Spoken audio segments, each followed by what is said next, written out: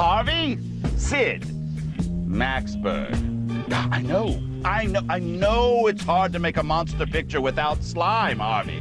But unless my client can be fried or stewed or something, he is just no longer interested in continuing work on Alien Buffet 3. We feel the work is... No, I no longer represent Escargot. Well, his career was moving at a snail's pace. It's a joke, Harvey. Fine. Yeah, well, if you need slime that badly, Harvey, why don't you scrape off some of your own? I'm sorry, kid. You were right. They only wanted you for your... I know, kid. To call okra slimy in this town is madness. Hey. Madness, I tell you. But you've got an image problem, kid, and we need someone to clean you up. We need a specialist. We need a... and old Sid knows just the guy. Yes, I can get him to do anything. I know just the chef for the job. Hey, kid, how would you like to be some...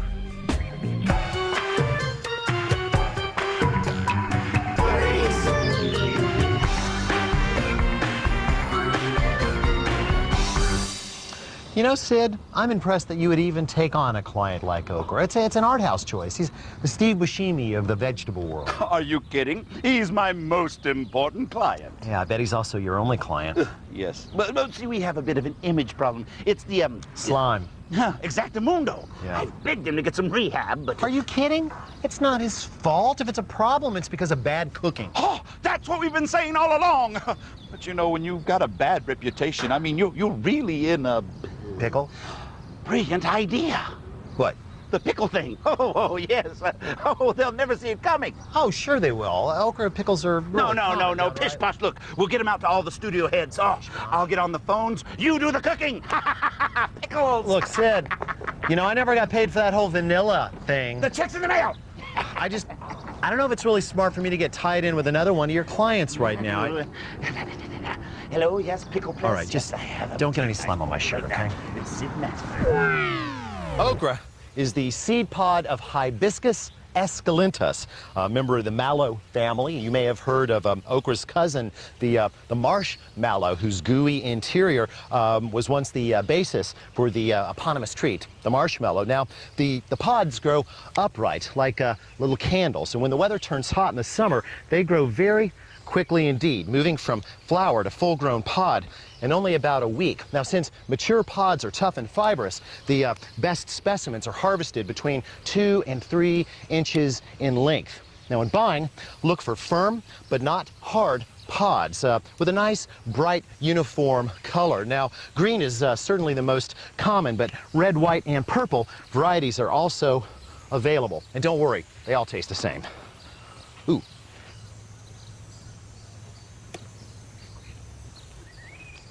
Now, as for the so-called slime, the inside of an okra pod is full of a substance called mucilage. Sounds yummy, doesn't it? It's a thick, gooey material made up of carbohydrate molecules tangled up with proteins. Now, the mucilage's job is to help retain water and store food. It's the same stuff that makes cacti such successful desert dwellers. Now, mucilage is interesting stuff, culinarily speaking, because when it comes into contact with hot liquid like water or broth, the starch granules absorb water, swell, and ultimately burst, releasing amylose and amylopectin that grab the surrounding water. Thus, okra becomes a wonderful thickening agent for soups and stews, which is why gumbo wouldn't be gumbo without that okra slime. Not very good raw, though. Storing okra means keeping it cool, but it also means keeping it absolutely as dry as possible, because surface moisture will hasten decomposition. So you'll want to avoid plastic bags whenever possible, because of course they're not exactly known for breathing, if you know what I mean.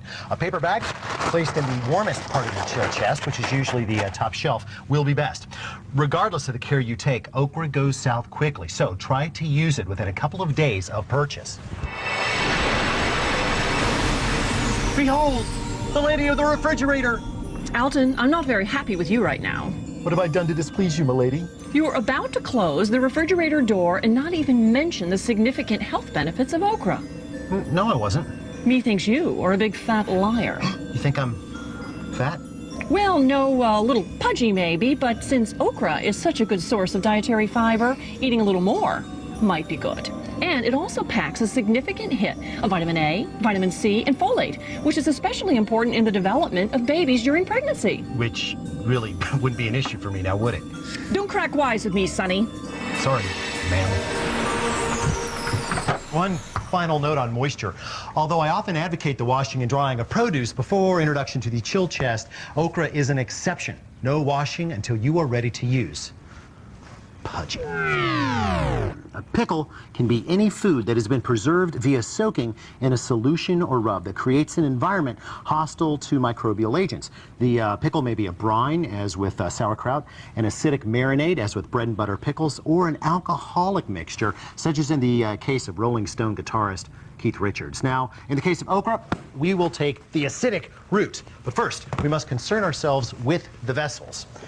Granted, the acidity of our pickles will probably dissuade any microbial invasion. Still, sterilization is completely necessary if you hope to safely store the results for any length of time. So, 4 1-pint canning jars and their rings and their lids and a ladle and a pair of tongs go into boiling water for at least 10 minutes.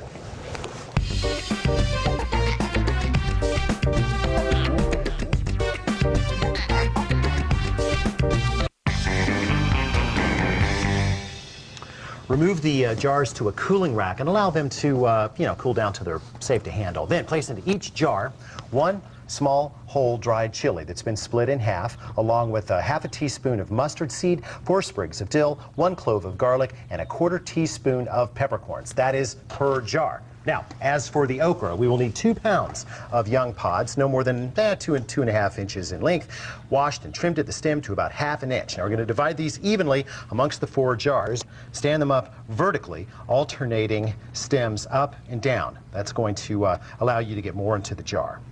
Of course I washed my hands. By the way, the pickling really ought to be going by now. Place a medium saucepan over medium heat and add 2 cups of water as well as 2 cups of rice wine vinegar. Now, rice wine vinegar is a slightly less acidic than like red wine vinegar or cider vinegar, so don't go using substitutes there. Follow that up with 4 tablespoons of kosher salt and bring it to a boil. Now, you don't want to let it boil too long or it will become even more acidic because, of course, acetic acid boils at 244.6 degrees Fahrenheit, but you probably knew that. Time to introduce the hot pickling solution to the party. And the goal here is to cover the pods while still leaving about 1/3 to 1/2 inch of what's called headroom, airspace at the top of the jar. Here, just evenly dose that out. Now, if the pods are poking out of the solution a little, that is okay. As the acid works on them, they'll break down and settle a bit. There. Now, the lids you wish to handle with your tongs, okay, because they come in contact with the food. Just lay those on top. The rings you can use your hands on, and just barely finger tighten. There. I'll put these someplace cool for a couple of weeks, and we'll have pickles.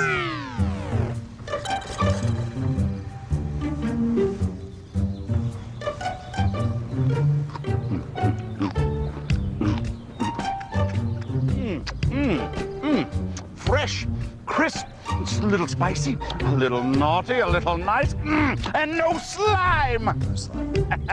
Oh, we're gonna hit the kooks on the condiment aisle. Think of the picnic possibilities. Oh, and the fast food! I've got to get on the horn.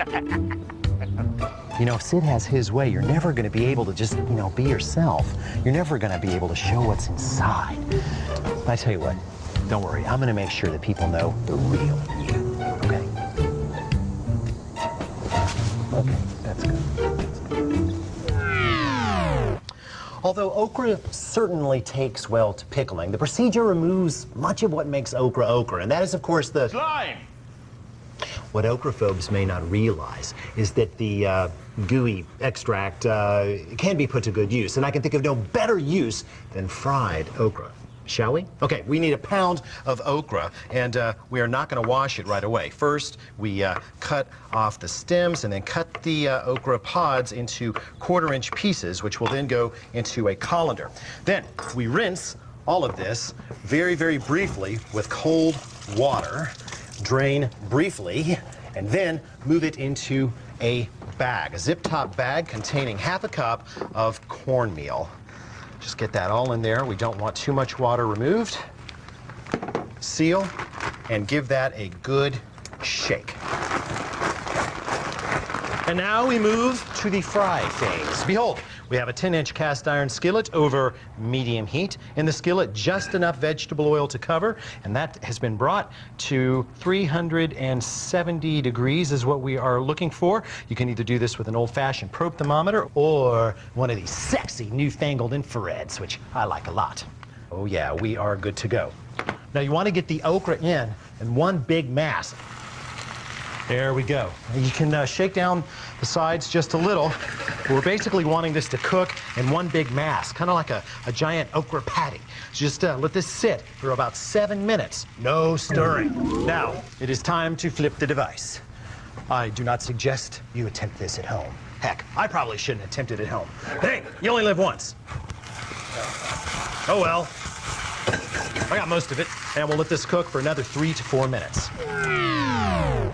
Perfect. Now, stir it up a little bit just to kind of break up the chunks, and continue to cook for about another 3, maybe 4 minutes. Now, turn this out onto your draining rig, just a cooling rack and a piece of newspaper on a sheet pan, and salt liberally.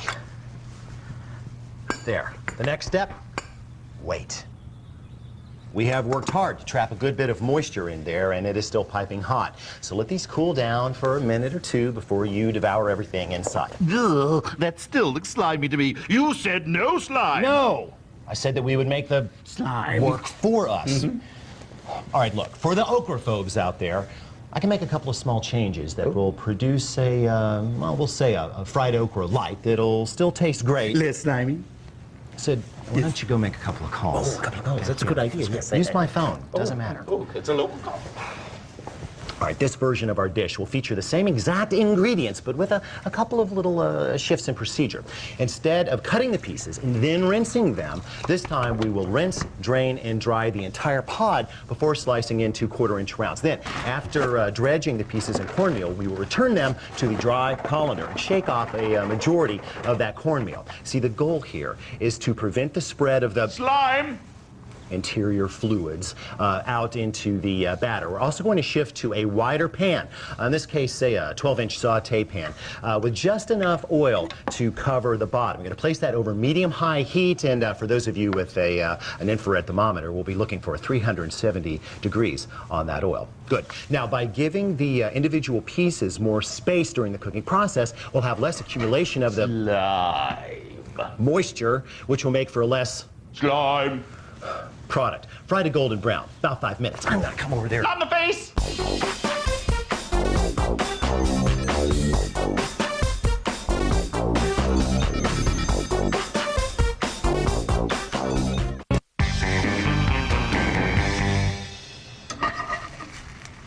With this much open pan real estate, we're going to drive away a lot of the moisture that we were trying to keep in the mass during the first version. That is going to result in okra that is drier, crisper, and a lot less Slimy! overall cooking over medium-high heat, about 10 minutes. And if you do this in a pan with sloped sides, odds are good you can just toss the okra every now and then and forego the use of spoon and spatula. When it's golden brown and delicious, simply turn out onto your draining rig, season, and serve.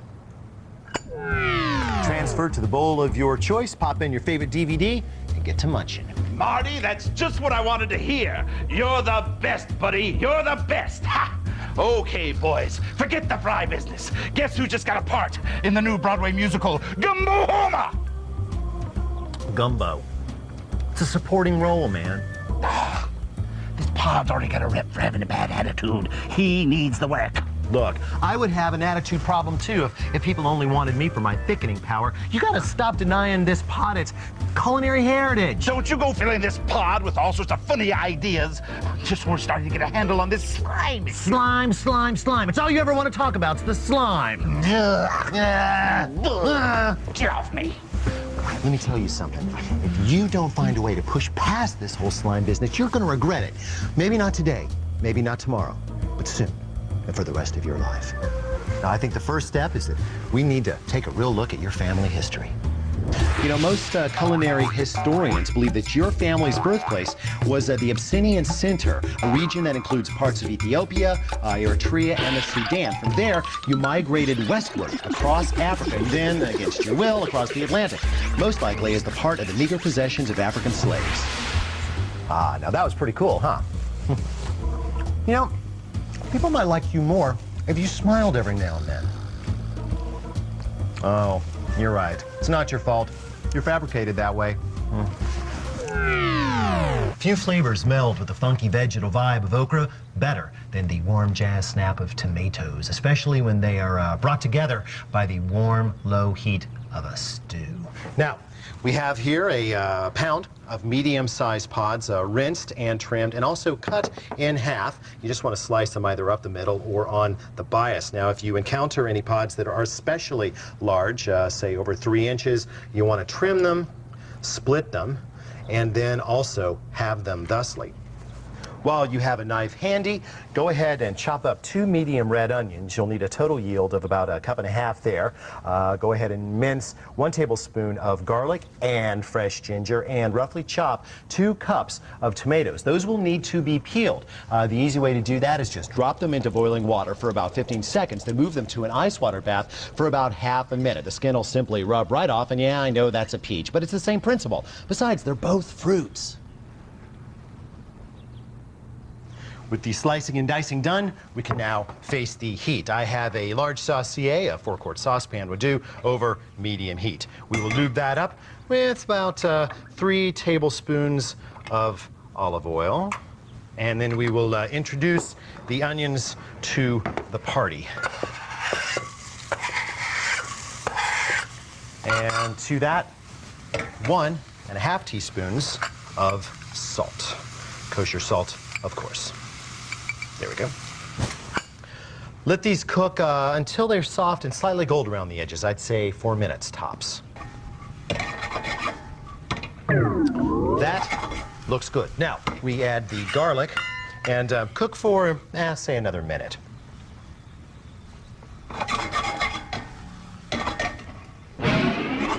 Next up on the roster, the tomatoes. I'll put those back on the heat and bring the mixture to a boil.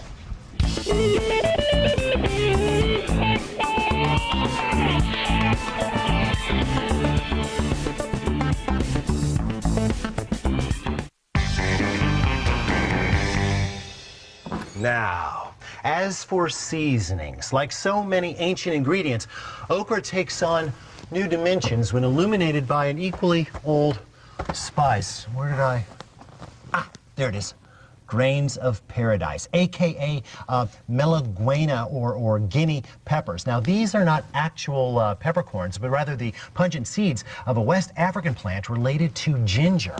Now, these little babies have a nice sweet front end on them, but back behind that, well, there's a heat that is ideal for okra enhancement. Now, you could substitute black pepper for grains of paradise, but the final dish would not lead you as far down the exotic byways of authenticism, whatever that means. Anyway, I find that a ceramic mechanism pepper mill is the best for delivering this essence.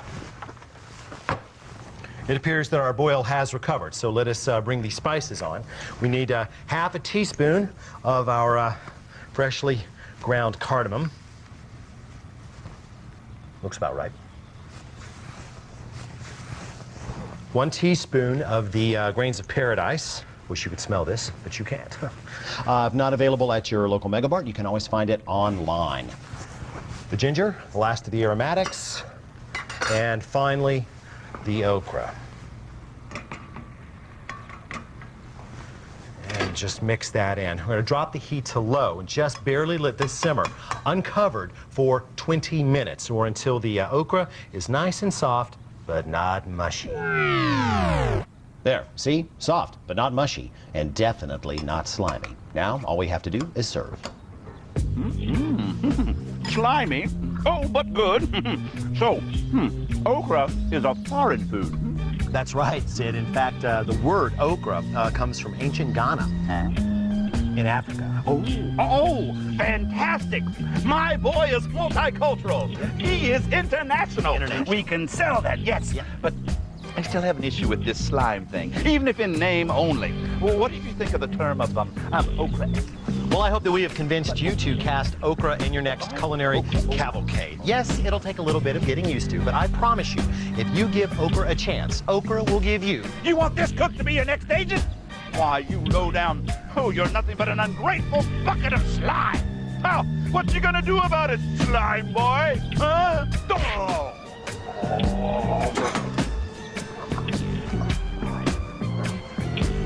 Wow, that dish packed a punch. See you next time on Good Eats.